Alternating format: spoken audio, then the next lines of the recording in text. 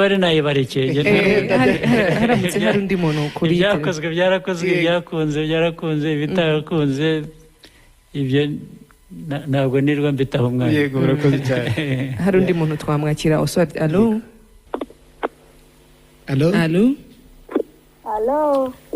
Allo turakumva neza cyane. Ninde tuvugana? Ndumva ari umwana. Okay. Nitwa Manishimwe Gilbert. Yego Gilbert, ongera ijwi kugira ngo umukuru w'igihugu akumve. Nitwa Manishimwe Gilbert, mvuka mu karere ka Nyaruguru, umurenge wa Nyagisozi, akagari ka Nkakwa, umudugudu wa Rari. Yego, ufite imyaka ingahe? Imyaka 14. Okay, ukora iki? Ugurika? Ndi umunyeshuri. Yego. Ngaho ushaka kugeza ku mukuru w'igihugu? Muraho neza nyakubahwa Perezida wa Repubulika. Muraho cyane. Yego ndabakunda cyane, nanjye fana Arsenal nkamwe. Ejo wakurikiye umukino? Ejo ntabwo nabashije kuwukurikira, nari ndi mu kibuga kuko nkina football. Ngaho gira icyo umubwira cyangwa se icyo ushaka kumubaza. Nyakubahwa Perezida wa Repubulika, mbere yuko mbagezaho icyifuzo cyanjye nagira ngo mbanze mbabwire 11 ba Arsenal. Mu izamu ni David Raya, kabiri ni Ben White, gatatu ni Alexander Zinchenko, umutima wa defense ni William Saliba na Gabriel Magalhaes. Hagati mu kibuga ni Declan Rice ari kumwe na Martin Odegaard ndetse na Kai Havertz. Martin Odegaard kapiteni. Uruhande rw'iburyo ni Bukayo Saka, rw'ibumoso ni Gabriel Martinelli, tukatakisha Gabriel Jesus. Uzi kubizi kundusha. Gilbert, ngaho hari icyo ushaka kumubaza se? Nyakubahwa Perezida wa Repubulika, nashakaga kuvuganira abana bo mu cyaro kuko akenshi baba bafite impano ariko bakabura uburyo bazigaragaza. Nyakubahwa Perezida wa Repubulika, abashinzwe amarushanwa yaba mu mupira w'amaguru no mu yindi mikino ndetse no mu bindi bitandukanye ntabwo babasha kugera mu cyaro bitewe n'ahantu hariho, ndetse hakaba hari abana impano zabo zidindira kuko babuze ababakurikirana. Njye nagize amahirwe yo kubona umuterankunga, niyo mpamvu nifuzaga ko nabo bakurikiranwa neza kuko impano niho ziri. Ikindi kibazo nyakubahwa Perezida wa Repubulika, hari abanyeshuri nk'uku nguku habaye nka seregisiyo runaka cyangwa amarushanwa runaka, abanyeshuri bakajyamo ariko ugasanga batsinze bitewe n'umuryango uvukamo kuko utifashije, ugasanga baragusize umwanya wawe uragurishijwe. Nyakubahwa Perezida wa Repubulika, twifuzaga ko ibyo bintu byajya bikurikiranwa kuko twizeye imbaraga n'ubushobozi byanyu. Ndabakunda cyane nyakubahwa Perezida wa Repubulika. Byose byumvikanye rero, nabyumvise neza, tuzabikurikirana. Ibyo uvuga nibyo, wizere ko ibishobora gukorwa byose bizakorwa kugira ngo icyo kibazo gikemuke. Iminota ntabwo twemerera gukomeza kwakira telefone Aisa. Nyakubahwa Perezida wa Repubulika, twagiye ku bibazo bisoza, yani bamwe bitwemereye. Ni ibibazo ahanini by'amatsiko abantu benshi baba bafiteho. Tujye dukunda kubona amafoto mukina n'abuzukuru. Ejo bundi ku munsi w'abagore mwanasobanuye amazina yabo, abe yagwize. Ari n'abantu benshi ku mbuga nkoranyambaga iyo barimo bakora retweet cyangwa se repost, usanga bari kuvuga ngo ese koko ari abe yari yagwize, bazi ko grandpa cyangwa se sogokuru wabo ari umukuru w'igihugu cyangwa bumva ari grandpa gusa bisanzwe. Ngira ngo umukuru agiye kugera imyaka 4 ntiragera neza. Hari ibyazi kurusha umuto, ariko n'umuto ubona asobanukirwa vuba cyane. Icyambere rwose kuri bo ni grandpa. In fact banyita papa hanyuma ariko umukuru ugiye kugira imyaka 4 hari wegeze gusaba umubyeyi we ngo baze kunsura bansanga hano mu office mu biro hano hari ahantu hanze nyiranyira ngo sinzi niba hari ahantu mushaka kubibona hari ahantu hari nabonaga inzuki nyinshi ndeba nicaye mu office ndebera mu birahure nkaha nza kubona ahantu hari inzuki nyinshi mbwira abantu ngo bashyireho umutiba bawushyiraho inzuki ziraza zitangira gukora ubuki baje kunsura rero ndamwereka inzuki agumya ashaka kubireba ko mubwira ko tutajya hanze kubera ko zishobora kumurya hanyuma arataha aho batahiye hashize iminsi hari abantu baje kubasura mu rugo iwabo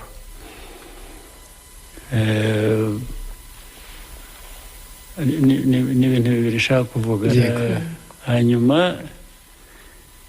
baganira sinzi ukuntu yaje kuvuga papa nyine umwe mu bashyitsi aramubaza ati papa turamuzi ati atakora iki undi aramubwira ngo ndeberera inzuki umuvumvu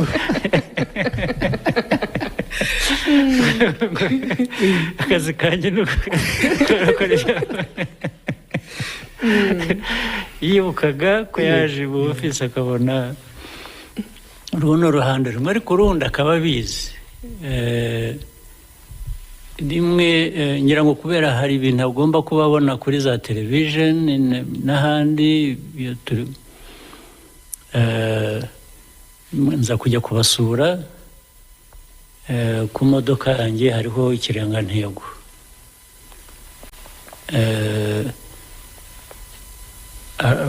asohotse bamperekeje arambaza papa iyi ni imodoka ni yawe ngo iriho Rwanda nziza avuga ikirangantego urumva rero azi ko nabwo ngomba kuba ndi mu bintu bya Rwanda nziza nabyo afite icyo bimubwiye so turabana rwose kenshi babaza ibibazo ubona nk'abana bato cyane nyine ariko bijyanye n'aho baba bari dutangira ikiganiro nababajije kuri Arsenal aho nagira ngo mbabaze iyi season murabona hari igikombe kizataha mu kabati wanyu muri Premier League imyaka 20 iruzuye UEFA Champions League nta nubwo muzi uko gisa Arsenal iri muri ayo marushanwa yombi icyizere kingana gite nibura ko icyizere gihari ariko nta ukwiye kwirara ndetse ejo umukino w'ejo iyo asa neza kuwutsinda najyaga kugira icyizere gihamye ko bishoboka ko bazatwara championship ya English Premier League ariko ntibakoze nabi ntabwo bakinnye nabi ntabwo ariko ntibatsinze yabaye kunganya ubwo ni point imwe binjije niyo mpamvu Liverpool ubu ngubu biri imbere ho point ebyiri ariko kubera ko batatsinze rero icyizere kiracyahari ariko ntikingana nk'iyo bajya gutsinda ni uriya mukino w'ejo kuri gere mu birebere yanjye byajyaga kwerekana igihamya cy'uko bazabitwara cyangwa se ko bashobora kubitwara ariko si amahirwe yasa n'aba ese mujya mubona ibishushanyo bakora hasi no bayishyize mu giti hejuru nka season ishize icyo giti byarangiye ihanutse ubu isa nk'iri ku ishami noneho wenda ribanziriza iryo hejuru bafite amahirwe amahirwe arahari iyo umuntu atamenye nyine ni Champions League kuko nayo arahari urebye aho bageze n'ukuntu bahageze n'ukuntu bakina muri English Premier League ari amahirwe aragaragara. Arsene Wenger mwajyaga muganira muri inshuti, Arteta bimeze bite? We ntabwo turamenyana, ntabwo turabona, ariko aranzi, ariko hari ubwo njya kureba umupira iyo nanyuze ndi Burayi ndi ku kandi kazi, hari ubwo njya kureba umupira ariko we ntabwo ariko arabizi, aranzi, ndamuzi, azi ko azi partnership yacu na Arsenal, azi ko nk'umuntu ushyigikira Arsenal kandi maze igihe kinini, ariko ntabwo biragera ku rwego rwo hejuru. Perezida, umuntu ashobora kugira ikibazo kindi cy'amatsiko, by'umwihariko akenshi mu banyarwanda babona wenda muri mu ngendo hanze, abandi bakongera kubabona mwabasuye mu bice bitandukanye by'igihugu, ariko hari benshi bibaza bakavuga ngo umunsi perezida ari muri ofisi, ari mu biro, umunsi w'ubu umeze gute, biba bimeze gute? Ese harimo bavuze batebye bavuga ngo ese abasinya impapuro, hari impapuro asinya, hari ibintu akora, ese mu by'ukuri umunsi wanyu wo mu biro uba umeze gute? Uba urimo ibintu byinshi cyane bitandukanye kandi byinshi no kuri ubwo buryo butandukanye.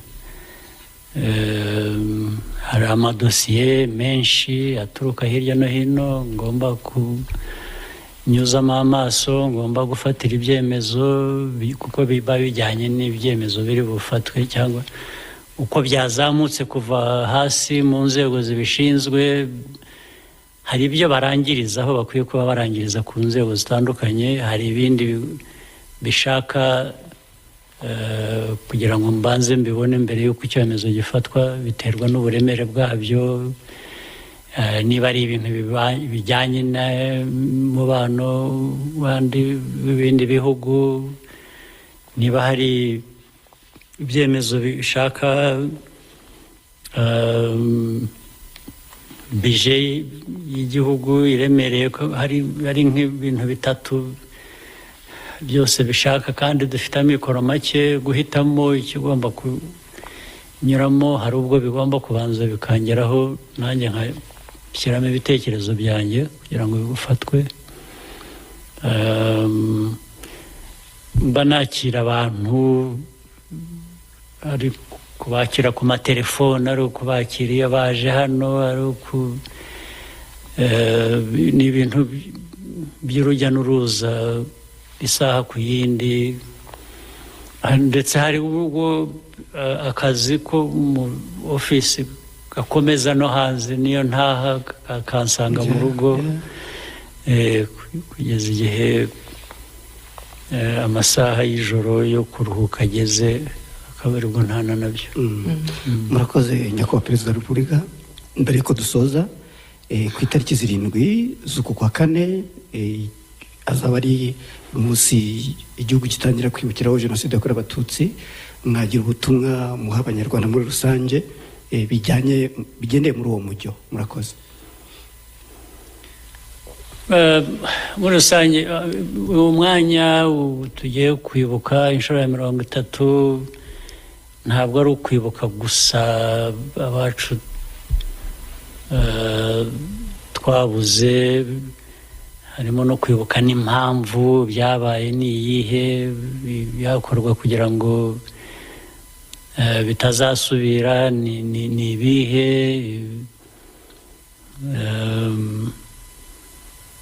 ariko noneho bigashingira rero ku uruhare rwa buri munyarwanda agomba kumva ko afite. Nibyo nakwibutsa cyane cyane, ntabwo byakorwa na bamwe ntibikorwe n'abandi, ni bya buri wese, kuko ingaruka zabyo zitugeraho twese, inyungu zo kubikemura zitugeraho twese.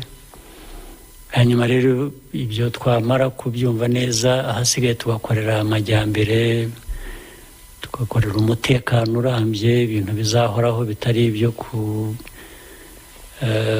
kugeraho rimwe igice kimwe ahandi ukaba udafite icyizere ko bikomeza. Rwose icya mbere nsaba byo ni buri munyarwanda kwireba muri iyi shusho y'igihugu dushaka, akabonamo umwanya we mu gutanga umusanzu, ariko noneho no kugerwaho n'inyungu zigomba kumugeraho nk'umunyagihugu, kumva ko ari igihugu cye. Bituruka no gukorana n'ibindi bihugu, bituruka ku bintu byinshi. Iyo abantu bafite iyo myumvire nk'ibanze, ibindi byose biroroha. Tugiye kwibuka ku nshuro 30 jenoside yakorewe abatutsi,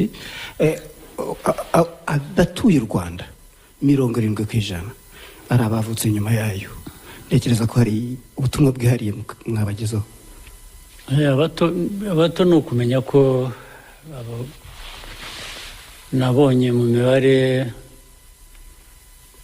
35 kumanura hasi, turi 73 n'ibice ku ijana. Urumva ni hafi 75 ku ijana, ni umubare munini. Ndagira ngo mbibutse ko n'iki gihugu kuvaho cyari cyaragiye hasi kaburembe, kikazamuka kikagera aho kigeze, cyane cyane byashingiye ku bantu bo muri iyo myaka, nka bya bindi twavugaga by'amateka twese twagiyemo muri izo ngamba zitandukanye. Uruhare rwari runini rwa iyo myaka. Uruhare rw'imyaka rero nk'iyo ntirukuka, ruhoraho.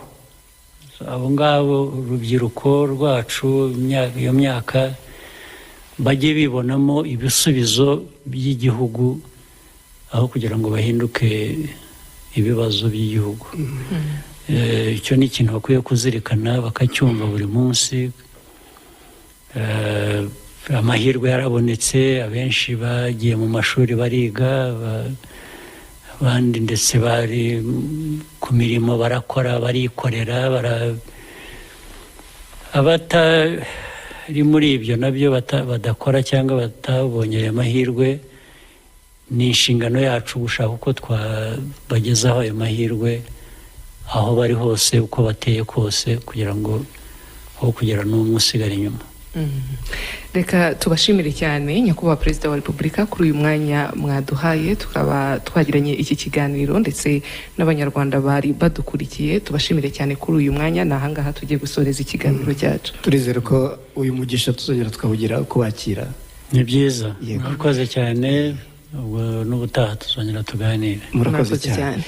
Abari dukurikiye rero turabashimiye namwe, mukomeze munogerwe na gahunda zindi murimo. Ikiganiro cyahitaga giturutse muri studio ya Radio 10 dufatanije na Royal FM, cyaciye no kuri radio za RBA no kuri KT Radio n'izindi radio twahuje imirongo. Mwakoze cyane, mukomeze munogerwe na gahunda zindi mufite. Ngeri twaguswarira mutse Yezu, nanjye nari Aisa Kiza. Bye bye. Bye. Radio Rwanda, happy hour.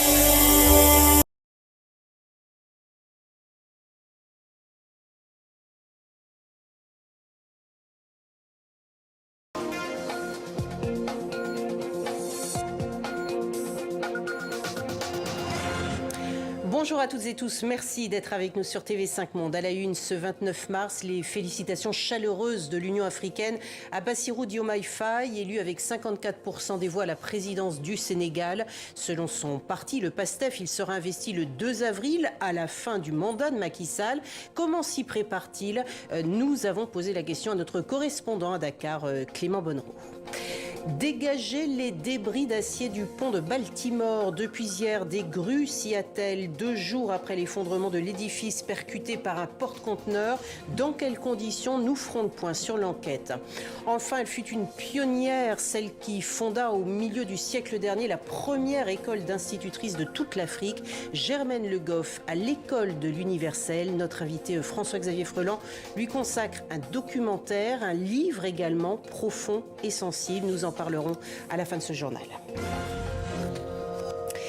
La victoire dès le premier tour de Bassirou Diomaye Faye a donc été écrasante, confirmée par la commission électorale. Le candidat anti-système plébiscité par 54% des électeurs sénégalais sera investi le 2 avril. Comment s'y prépare-t-il? Correspondance depuis Dakar, Clément Bonnereau. Eh bien, Bassirou Diomaye Faye a rencontré hier le président Macky Sall au palais présidentiel. Une rencontre qui fait la une de tous les quotidiens sénégalais ce matin. Je vous propose de regarder cette photo en une du Soleil. Alors, selon la présidence, eh bien, cette rencontre avait pour but de préparer la passation de service qui aura lieu donc le 2 avril, mardi. Les deux hommes ont également évoqué ensemble les grands dossiers de l'État, des dossiers auxquels Bassirou Diomaye Faye va devoir s'atteler rapidement. Des négociations, des consultations sont d'ailleurs en cours pour la formation d'un nouveau gouvernement. Alors, selon l'entourage de Bassirou Diomaye Faye, ce gouvernement devrait être annoncé le 5 avril. Et le maître mot, eh bien, ce sera la compétence. Il faut donc s'attendre, nous dit-on, à la nomination de nombreux technocrates, mais aussi à celle de membres de la diaspora. Alors pour le moment, on ne sait pas si ce gouvernement s'ouvrira à d'autres formations politiques, par exemple le Parti démocratique sénégalais de Karim Wade, qui, je le rappelle, avait apporté son soutien à Bassirou Diomaye Faye 2 jours avant l'élection. Mais Bassirou Diomaye Faye, je le rappelle, a dit qu'il voulait être un président de rupture. Il paraît donc peu probable qu'il gouverne avec des partis traditionnels. Enfin, la dernière question qui reste en suspens, eh bien, c'est celle du rôle que jouera Ousmane Sonko. La presse sénégalaise évoque plusieurs fonctions possibles, celle de Premier ministre ou encore de président de l'Assemblée nationale. Mais pour le moment, rien n'est encore confirmé. En Afrique du Sud, Jacob Zuma ne pourra pas se présenter pour un poste de parlementaire aux législatives du 29 mai prochain. Décision prise par la commission électorale en raison de la condamnation de l'ex-président sud-africain pour outrage à la justice. C'était en 2021. Jacob Zuma avait pourtant rejoint le parti MK créé en début d'année et il souhaitait ainsi concurrencer son ancienne formation, l'ANC. L'Afrique du Sud, où un terrible accident de la route a fait au moins 45 morts, c'est un bus qui a percuté les barrières de sécurité d'un pont. Il est passé par-dessus le parapet et a pris feu au moment de son choc au sol. Le bus transportait 46 passagers et le chauffeur. Une seule personne a survécu au crash, un enfant de 8 ans miraculé. Le bonheur et le soulagement des retrouvailles hier au Nigeria, celle des 137 élèves enlevés le 7 mars par des bandes armées dans le nord-ouest du pays. Ils ont pu tous regagner leur foyer et retrouver leur famille. Entre leur libération dimanche dernier et hier, donc, tous ont pu bénéficier de soins. Christina Moleova. Libre après 3 semaines de captivité. 137 élèves kidnappés dans le nord-ouest du Nigeria et libérés quelques jours plus tôt ont enfin pu retourner chez eux. Des retrouvailles très attendues et chargées d'émotions pour leurs proches. Je n'ai pas dormi au cours des 21 jours derniers, pendant toute la durée des recherches pour libérer nos enfants de captivité. Le jour et la nuit étaient remplis de chagrin et de tristesse jusqu'à ce que je revoie mes enfants.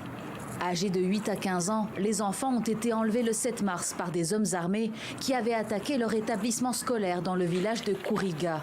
Les autorités locales ont réussi à les retrouver et à les secourir dimanche.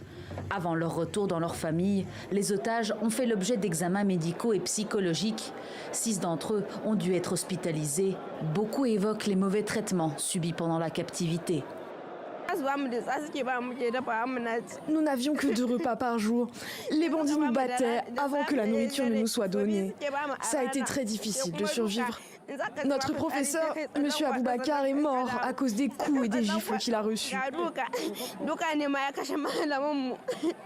Les kidnappings de masse sont fréquents au Nigeria, pays le plus peuplé d'Afrique, où les bandits, adeptes des enlèvements contre rançon, ciblent régulièrement les écoles, les lieux de culte ou les autoroutes.